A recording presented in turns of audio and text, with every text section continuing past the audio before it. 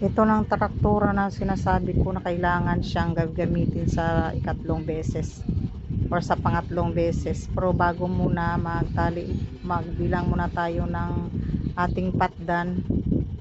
Baka kulang siya o sobra. Kailangan talagang bilangin kasi bumibili ka ng patdan. Pag kulang, malugi ka. Pero pag tama, hindi ka malugi. Pero mabuti na lang at ang may-ari ng patdan ay napaka honest din at saka nilagyan niya pa ng binigyan niya pa ng sobra. Kaya yan, napakatugma talaga at nagpasalamat kami sa kanya.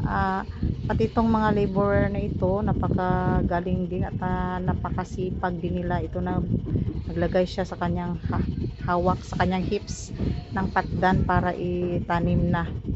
At ito naman ang traktora na ito ay sabi ko sa iyo sa ikatatlong beses na gagamitin siya.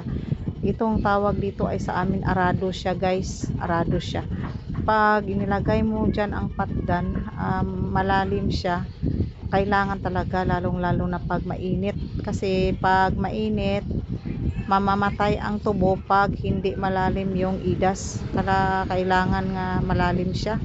Pag nabaw siya, babaw lang, mamamatay talaga. Kaya kailangan na malalim. At isa pa, hindi siya masakit sa kamay ng mga nagtatanim ng mga tubo kasi ano siya, malambot na. Kaya napakadali lang para sa mga hindi sila nahihirapan.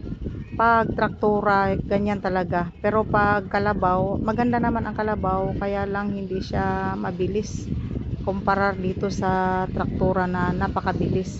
Pag marami kang mga tauhin, madaling matapos yan.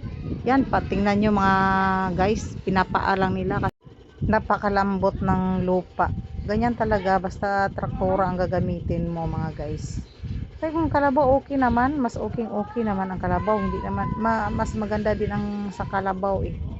Kaya lang medyo mahina lang, medyo mabagal lang ang trabaho. Pero pag tapos agad sila. Yan guys ang advantage ng traktora. Napakabilis ng trabaho ng mga tao.